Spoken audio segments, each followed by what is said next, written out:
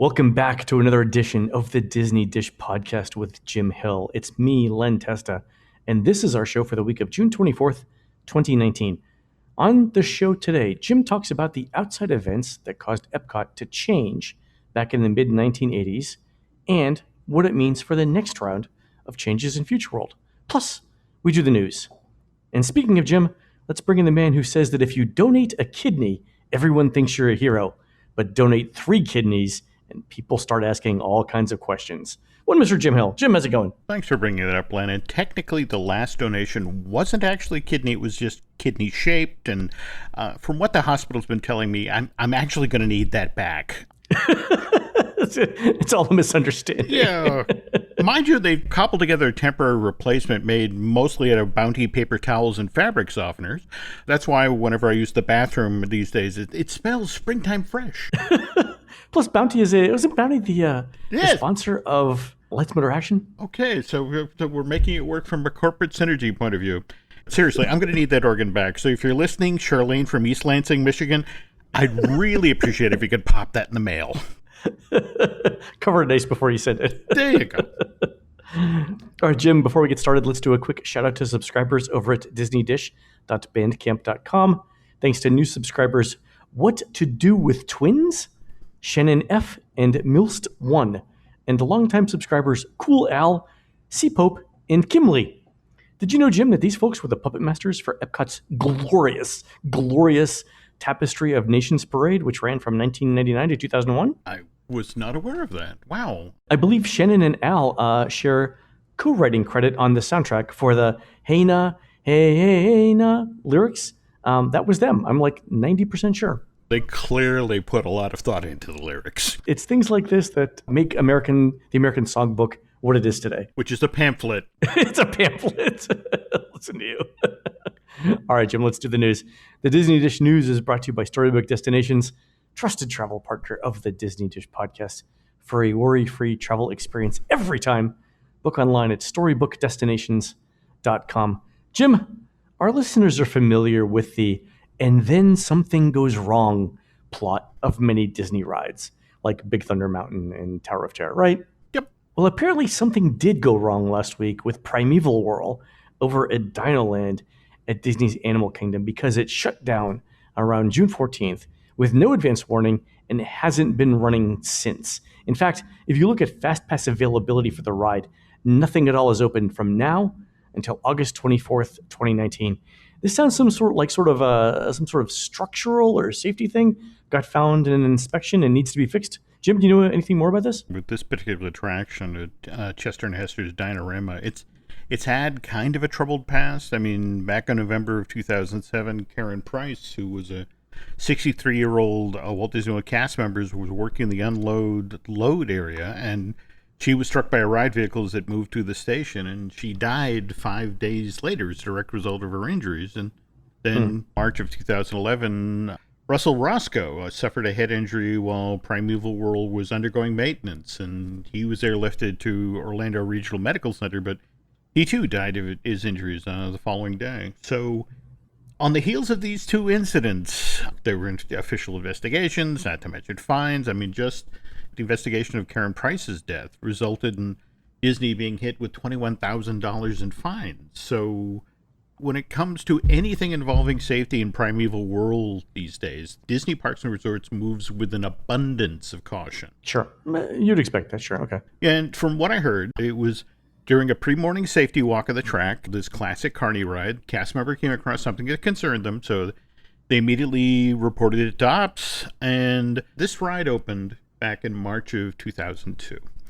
Back then, the complaint was that it's a carny ride. It's basically an off-the-shelf.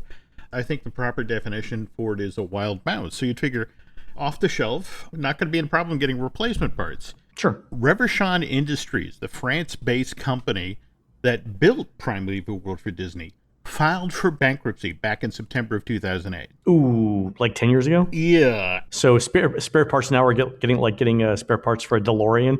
Pretty much. Actually, DeLorean's still in business and making cars. Not the best analogy, but you guys know what I mean. Realistically, what's happened here, it isn't a major safety issue, but just finding an outside vendor that can create the outside parts. That's why we're looking at an August 24th return. Okay. So they found something. It's not like they can call up somebody and say, hey, FedEx this to me There you go. tomorrow. I need this part. Even if they could say it in French, that wouldn't do them any good. To be honest, if they had access to the DeLorean, this would be so much easier. Time travel. There we go. All right. Well, so we'll see what happens. So it looks like, so at least another 2 months it might be down. Mm-hmm. Very, very interesting. All right, Jim. Also, Walt Disney World announced another set of price hikes last week for everything from resort parking to tickets to the dining plan. Mm-hmm. This wasn't a surprise either, since we've been saying for a while that Disney was likely to raise prices again in 2019, right after Rise of the Resistance opens. But here are the details. Overnight parking went up $2 at the value resorts to $15, and $1 each at the moderates and deluxes, $20 and $25 respectively. Mm-hmm. Also, the more surprising news for me was that how much the annual passes went up. Did you see this? Yeah. So a Platinum Plus pass is now $1,219, a 23% increase since October of last year. The regular Platinum Pass is $1,119, a 25% increase. The Gold Pass went up 15% to $699, and the Silver Pass. That sounds like some combination of like multivitamin for old people and like a Silver Alert thing that like they took the vitamins in and now they're lost. Like here's their anyway, $519 up from $479. So about a I've fallen and I can't find my annual pass. I can't get up for the Festival of the Lion King show. There you go. The unusual thing for me about this price increase, besides the amounts that they went up, was the fact that it comes during a summer in which Disney's rolling out all kinds of other ticket discounts, right? So Disney just announced a Summer Splash water park pass, good for every day from July 5th to September 7th of 2019. It's exactly the same cost as a one-day ticket. So it's basically buy one ticket, come back as many times as you want between July 5th and September 7th. And they also announced a Bring a Friend annual pass promotion. Did you see this? Yeah. Very unusual. Yeah. Do you suppose that's part of Lessen the Sting? Yes, we just nicked you for $200 more, but bring a friend. Yeah, but your friend is going to get a fantastic deal. There you go. It's like saying if you pay a cover charge to get into a bar, your cute friend's drinks are all free. I'm not entirely sure how I feel about that. Anyway, the Bring a Friend deal is for Gold, Platinum, Platinum Plus, and Premier Pass holders. You can get a one-day park hopper ticket for $89 plus tax. You can buy up to 6 of them. You have to buy them on the day that you want to use them, and it's available through August 8th. You have to do it at a theme park window, but still $89 for park hopper. Not bad at all. Not bad. So would you say that these AP increases are primarily Disney pricing in the appeal of Galaxy's Edge to locals, Jim? If that is the case, why then, when they jumped the prices, did you notice that of the price jumps, the one that got the lowest jump was the Florida Resident Pass? Yeah. It also has the most blockout days, right? This is true. But I just can't get past the optics here. I mean, I get the whole idea of the theory that if you rip the bandage off quickly, it's less painful.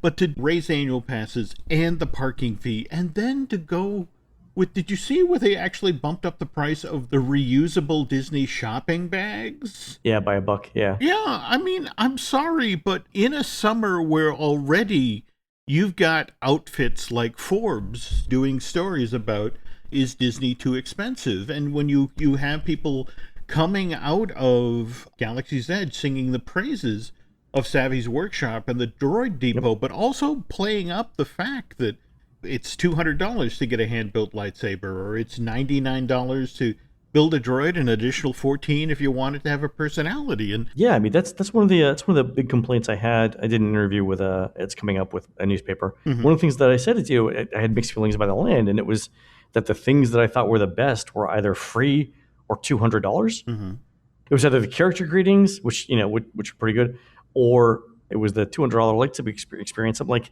it shouldn't be that way, right? It shouldn't be that the rides are the least good thing in the land, and they cost this much more money to do.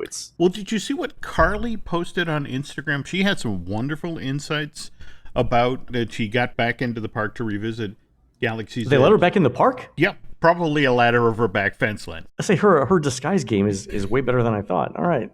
But she was talking about the fact that her concern really about the Star Wars Galaxy's Edge, and she made this very interesting observation when it came from the Walt Disney World version versus the Disneyland version. It's like, If you take into account that Disneyland is the world's most famous regional theme park and the number of locals that go back, there will be people who will get really good at flying the Millennium Falcon. They will go there with their friends. They'll figure out how to do it. They'll have amazing missions. Whereas with the Walt Disney World demographic, the notion that, people save for a lifetime and then come here on a once-in-a-lifetime family trip, or a once every 5 or once every 10 years, to have something like Smuggler's Run, where it's like you get one shot at doing it right, and God help you if it's not just you and your family members or you and your friends, you're stuck together with people you don't know, and it all goes badly. Yeah, my first ride on Galaxy's Edge was with a couple of 8-year-olds as pilots, and I would be upset if this was my once in a lifetime trip to Walt Disney World, and that was the experience that I got. She, I think, is the one who put this together. Remember how the whole notion of your reputation was going to follow you around? Yeah. In this case, it's the reputation of two 8-year-olds that I was paired with randomly. Okay. Great. The only place that this is going to be possible is Walt Disney World, thanks to the Magic Band. Yep. And you have the situation where, because of the setup of the park and that sort of thing, how are you going to build experience points when you're only going there once every 5 years or once every 10 years? Oh, they'll remember, I'm sure, Jim. Yeah. I enjoyed Carly's take on this. It really, definitely kind of an eye-opener about, where I'll we're have to heading. go back and read it. It's a good point. Yeah. Related to this, Jim, and this is for our listeners, remember that the other shoe left to drop this year in Walt Disney World is a set of changes to the FastPass system.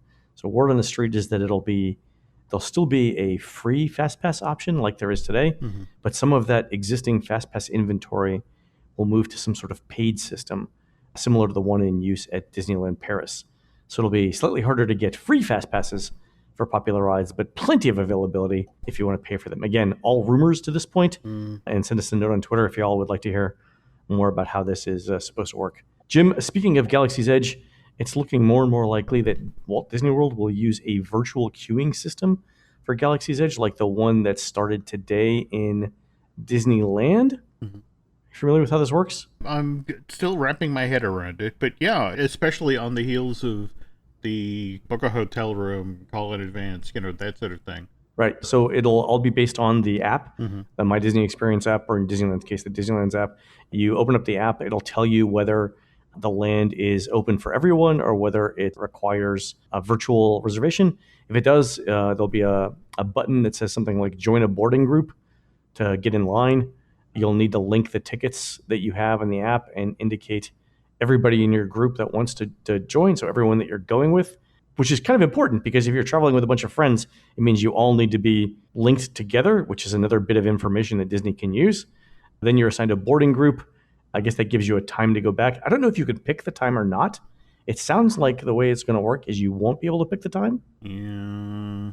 They have been trying to be as fluid and reactive as they possibly can. So what we're talking about now could be changed by the 25th or the 26th. Yeah, exactly. So you'll have 2 hours to return to the land and start your visit. So if they say show up at 1, you have till 3 o'clock to do it. But the other interesting thing for me on this is they'll tell you which specific entrance to use to go in. There we go. So that's also going to help with some of the traffic patterns.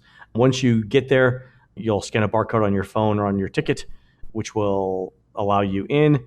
And finally, if you're not using the My Disney Experience app or the Disneyland app, you can visit a FastPass distribution point where they'll also print out things for you. Now, if you're using a FastPass, my guess is that you will definitely not be able to pick the time that you get to go in.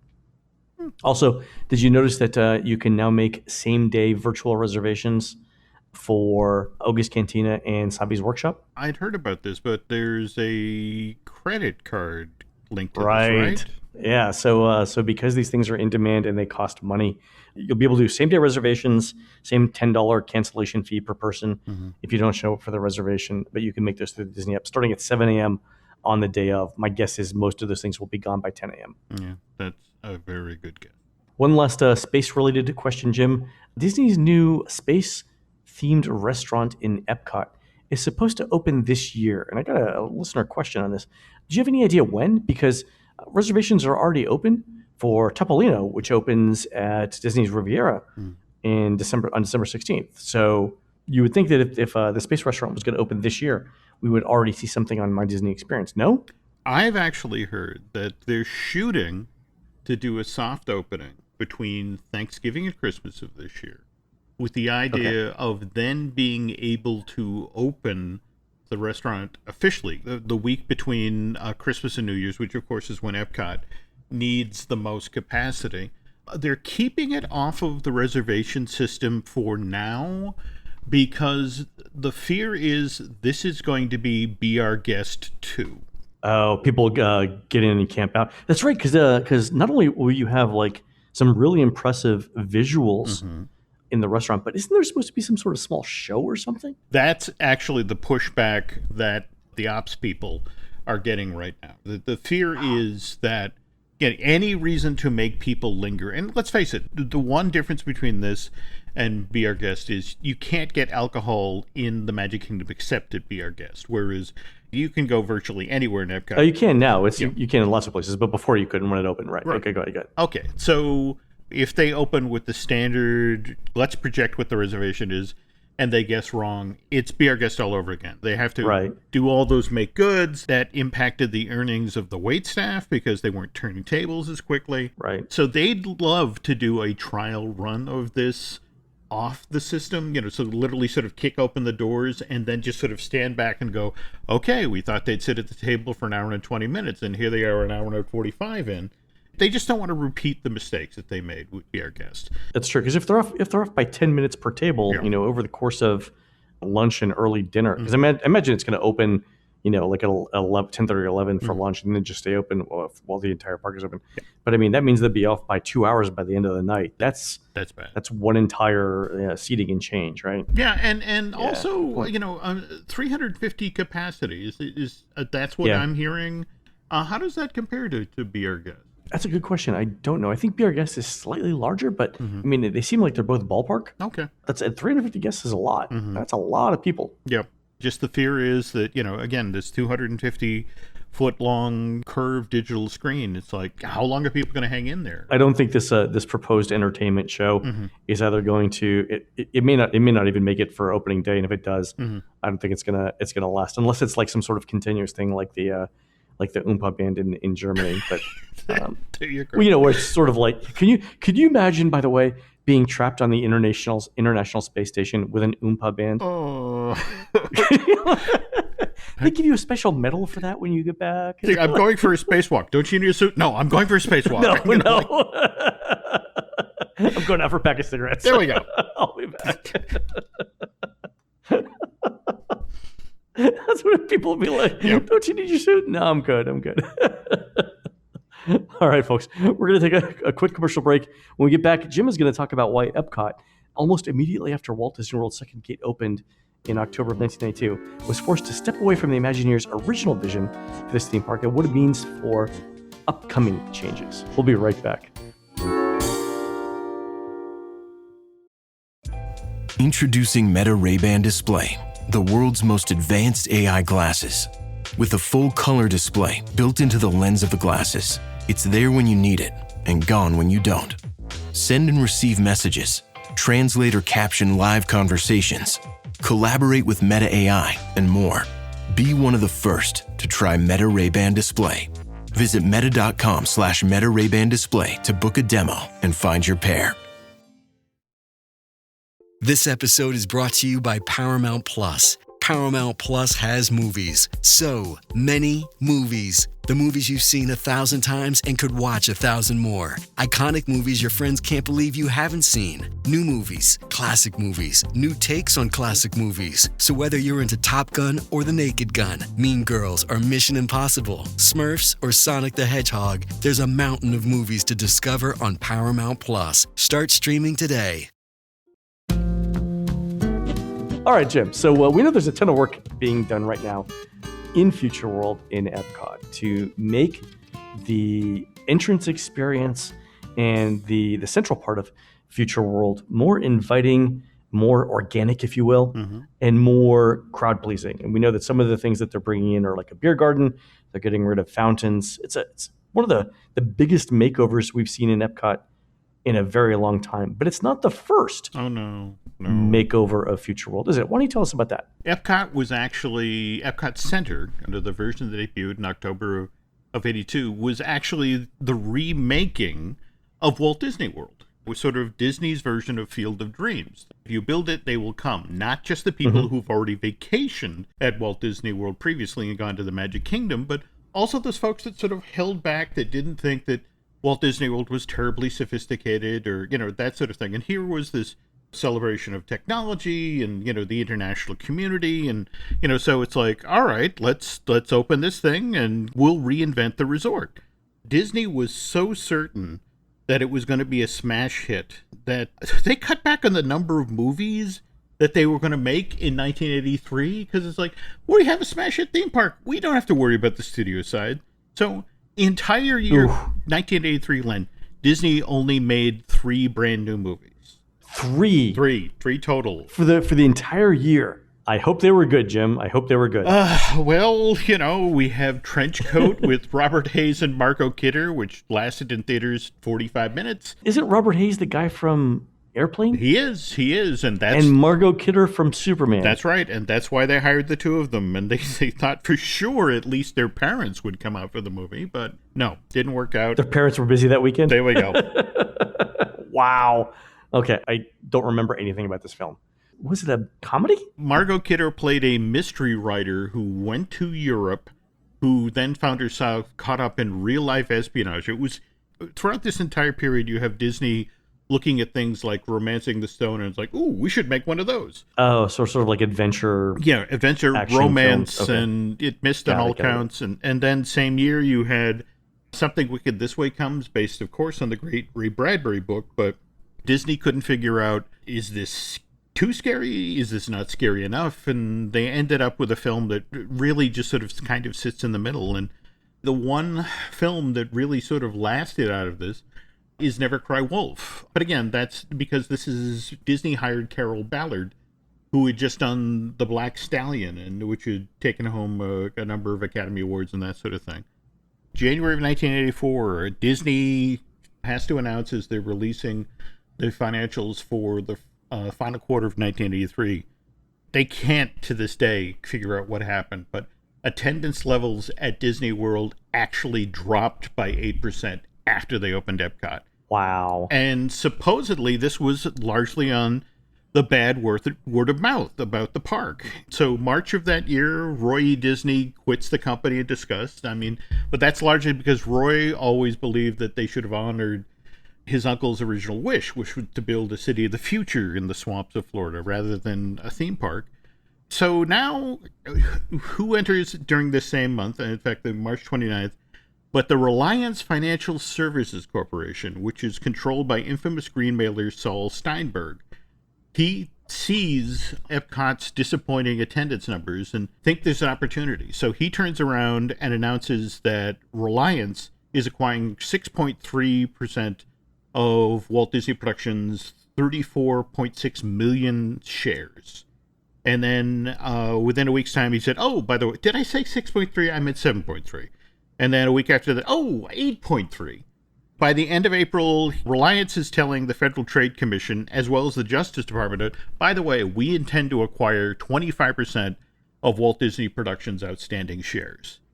Disney's board of directors kind of freaks out about this. They put out a statement to the effect of what Reliance Financial Services Corporation is attempting to do here is not in the best interest of Disney shareholders. So what Disney's saying at this point is they're going to buy us and split us up. Yeah. Which might be great for sort of short-term earnings and for these guys, but not in the best long-term interest, 10, 20 years down the road for shareholders. Okay, fair enough. That's it, exactly. But the thing is that, do the shareholders listen? No, because by May 1st, Reliance reveals that they now have 12.1% of outstanding Disney shares. They're almost halfway to their 25% goal. And the news just keeps getting worse for Disney because the Federal Trade Commission and the Justice Department weighs in and says, okay, Reliance, all right, we'll let you acquire 25% of Disney. Let's see what happens here. 3 days after that announcement, Reliance says, yes, if we get our 25%, we are going to seek control of Walt Disney Productions. They also reveal that when they do that, one of the first things they're going to do is oust the current board of directors who they say have been fiscally irresponsible. And the interesting thing, Len, is one of the key examples they cite is Epcot. They point to that when Cardwalker first announced Epcot, the theme park, back in May of 1974, at full build-out, it was supposed to be $600 million. But evidently, Reliance had somebody on the inside at Disney who got them the financial breakdown for Phase 1. Phase 1 hasn't been completed yet, Len. The Living Seas won't actually open until January of 1986. And the papers that Reliance is waving around to Wall Street shows that Epcot cost $1.9 billion. So it's Holy cow. 3 times its... and that's $1.9 billion in 1982 money? Oh, Len, we are within spitting distance of $500 billion. All right. Hold on. So 1.9 billion, is that what it was? 1.9 billion. Oh, it actually, the Bureau of Labor Statistics inflation calculator won't let me use a number that big. So hold on one second. Jim, this is not a good sign. Yeah. All right. So it's $4.8 billion now. Yeah. Holy cow. Yeah. I mean, it was for some time the greatest theme park in the entire world. So, all right, fair enough. Okay, so you know what happens in these green mail situations, Lane. Yeah. But it's protection money. Yeah, and so what you do to try to scare off green mailers is you make big purchases. You take on debt. And so May 17th, 1984, they agreed to buy the Arvida Corporations, a real estate development company in Florida owned by the Bass Brothers of Texas. And Disney does this, acquires Arvida for $200 million, but does it by issuing a new block of stock. And so it's kind of a 1-2 punch. They take on this big chunk of debt, and because of these new shares that are being issued, they dilute the value of the shares that Reliance has taken on. And, okay. And then first week of June, Disney turns around and announced that it's buying the Gibson Greeting Card Company. You've mentioned this before. This is the most bizarre purchase I think Disney's ever made. No, I take that back. Go.com. But okay, second strangest purchase. Well, you see, no, you're not wrong. When you factor in the price they were going to pay, $337 million. How is the Gibson Greeting Company of Cincinnati, Ohio, worth 50% more than a real estate company in Texas? The way Disney tried to sell this to shareholders was, we could sell Disney greeting characters with Disney greeting characters on them. We can sell party plates and banners and $1 a card. You're going to get that $300 million back like that. Yeah, I mean, that's where licensing comes in. Why would you need to buy like all the manufacturing equipment and the people and stuff like that when you could just... I mean, I understand why they did it in the context of the Reliance financial thing, but you gotta think that what they did this, June 6th? The previous month is when Steinberg had been, a couple months ago, Steinberg had been starting this. You would have thought that 90 days prior to this, half the people or 3/4 of the people in Disney's management team had never heard of the Gibson Greeting Company of Cincinnati, Ohio. We will get to that in just a sec, because you are not wrong. Right, you are not wrong. We're buying the what? We're buying the what? For how much? Inside of like 4 weeks, we have Disney taking on $500 million worth of debt, which they hoped would scare off Steinberg. But the opposite happened. June 8th, Reliance announces that it is offering $67.50 for a share of Disney stock to anyone who wants to sell it to them. And you got to understand, Len, this is when individual shares of the Disney stock were selling for $47.50. So they were literally offering a $20 premium on every share. And then to sort of nail home the point, they announced that to recover that extra $20 they were going to pay per share, they were going to sell off certain divisions of the Walt Disney Company that were underperforming once they completed their acquisition. For Disney's board of directors, this was the last straw. So June 11th, just 3 days after Reliance announces their $67.5 share tender offer, the board not only agrees to buy back every single share of stock that Reliance Financial Corporation has acquired, and they make them a $297 million offer, which is actually $31 million more than the shares were worth. Just to, all right, here's your profit. And they throw in an additional $28 million, which is basically to compensate Reliance for all of the time and effort it took to acquire this Disney stock. So they paid them $60 million basically to go away. All right, here's your fee, go. And just in case you're wondering again, if we're doing the inflation calculator here, that's $147 and $219 dollars. Wow. Okay. But at this point, okay, so Disney is, all right, cool. You know, it was expensive, but we did it. We made the greenmailers go away. But literally that same month, Irwin Jacobs, another infamous greenmailer, buys 6% of the outstanding shares of Walt Disney Company. And to further muddy the water, Roy Disney, who, again, left the company in March in disgust, announces that through his private equity company, he tells the Securities and Exchange Commission that he's acquired 5.2% of Disney's outstanding shares. And this news causes Disney's stock price to drop to $46 a share. The thing that finally made Wall Street say, oh, come on.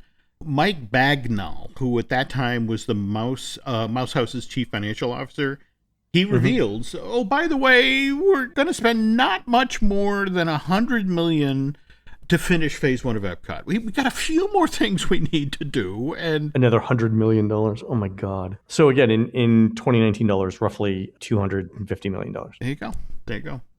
Wall Street's standing outside of this thing. And he said, that's the project you announced for $600 million. With this not much more than $100 million, you're now over $2 billion. And this is, you're pouring money into a park that hasn't met a financial projection or attendance projection in the past 18 months. The other thing to note here is if you look at the New York Times reporting of these transactions, they note that Disney doesn't have more than $100 million in cash on hand. No. In the middle of all this, Len, I want to say in March or April or that sort of thing, they got their the company's credit line, they reached out and got it changed from $300 million to $1.2 billion. That's where they got the money for the Gibson's acquisition, and that's where they got the money for the Arvida acquisition. And so it's like they have loaded themselves up with ridiculous debt. They made this giant payment to Saul Steinberg to go away. All they have now is more debt. They haven't had a hit film in years. They have a theme park that's underperforming. This is why at this exact moment, Wall Street starts talking about, it's time for a change in management at Disney. You guys can't keep doing this. We love the name, we love the company, but you're not doing smart things with this. Summer of '84, this is when Disney reaches out to Michael Eisner, and by September of 1984, he's the new head of the new chairman and CEO of Walt Disney. The Bass brothers, they personally took care of Irwin Jacobs, the gentleman who had bought 6% of the Disney stock. They turned around and said, what's it going to take for you to go away? And they bought all of the shares that he had for $61 a share. And they wound up as the largest individual shareholders in the Walt Disney Company. At one point, they had 24.8% of all of Disney. Wow. As soon as Eisner comes through the door, the Bass brothers insist on a sit down. So he flies down to Texas, and their first conversation with them is, you have to fix Epcot ASAP. This has to change. People have tried this park. They have found it wanting. It has bad word of mouth. You have to figure out how to get people to come back. And so when you and I next record a new show, Len, we will talk about how Michael Eisner mapped out a more commercially viable future for Future World, which leads to kind of where we are today. All right. So a couple of questions. Disney doesn't own Gibson Greetings now. By August of 1984, there had been such an uproar that Disney had to back out of the purchase of Gibson. Oh, so they didn't end up buying it? No. Wall Street, okay. It was just like, this makes no sense. You made this deal when you were panicked and scared, and this is a bad fit. But now you don't have to be panicked or scared, so don't do it. Yeah, you need to reduce your debt load, because this is, again, $337 million for something that just doesn't fit or make sense. Okay, so that was in 1984 dollars, $337 million. Yep. 15 years later, Gibson got bought out by American Greeting. American Greeting Card. for half that amount of money. Really? Yeah, $162 million. Holy cow. Yeah. Okay, well. So Disney acquired, though, Arvida, right? Did they eventually spin them off? Arvida came through the door, and the whole notion of these are the folks who are going to help us develop Walt Disney World. They're going to help us, put a residential community in. They're going to help us do condos. And it immediately became obvious that it wasn't a great fit. What's fascinating, though, is if you get the annual reports for 85, 86. Oh, yeah. I mean, Arvida's making $100 million for them per year. Yeah. But then it was just sort of like, I don't know if we want, to become the condo vacation kingdom, which is ironic when you think about that, what is it, 10 years later, we see the Disney Vacation Club, come climbing out of the ground. But it was one of these things where it's like, yeah, that's not a good fit, but let's figure out a way to do this that doesn't insult the Bass Brothers. That in fact, to say a lot for Sid and Lee, they got why Disney had to distance themselves from Arvida. And I think they actually got 2 paydays out of it. Did they really? Yeah. Just sort of like, well, okay, if you're going to sell it off, and we get a chunk of that too. Hey, so. Well, the funny thing is we know that by 2002, Arvida and Disney are no longer together, right? So sometime in the intervening 17 years, they separate. But eventually they partner again on a huge development, which is what we know now of as Celebration Florida. Yeah. Right? Arvida was the developer for Celebration, and that was a $320 million deal. It led from your own personal experience. Yeah, parts of it didn't end up well. But again, a whole other...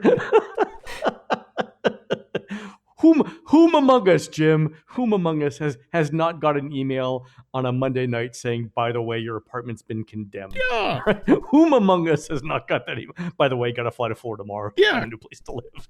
Oh, did I mention there's a hurricane coming? Listeners, if you haven't heard this story, let me know, and I will tell you all about it. God. Oh, my God. That's the irony. I mean, they initially said, maybe we don't want to, but finally when... It was like, hey, we're going to need to do some work in your apartment. Yeah. Might be for a day. Yeah. Hope there's no inconvenience. Within a week, it was like, oh, my God, you need to run. All right, folks. That's going to do it for the Disney Dish today. For more of us, head on over to DisneyDish.bandcamp.com. Have I ever told that story on the show? I don't think I may not have. All of its glory. No, okay, but right. We should definitely carve out some time because that all right, we'll do it. If the listeners are interested, I'll tell them the story of my condemned apartment in Celebration, Florida. All right, folks. Don't forget though, head on over to DisneyDish.bandcamp.com where you'll find exclusive shows never before heard on iTunes. We are produced fabulously by Aaron Adams, who reminds you to unplug from the internet for a little bit each day, to go outside and to realize there's a bunch of crazy people out there too. Don't forget to go into iTunes and rate our show and tell us what you'd like to hear next. For Jim, this is Len. We will see you on the next show.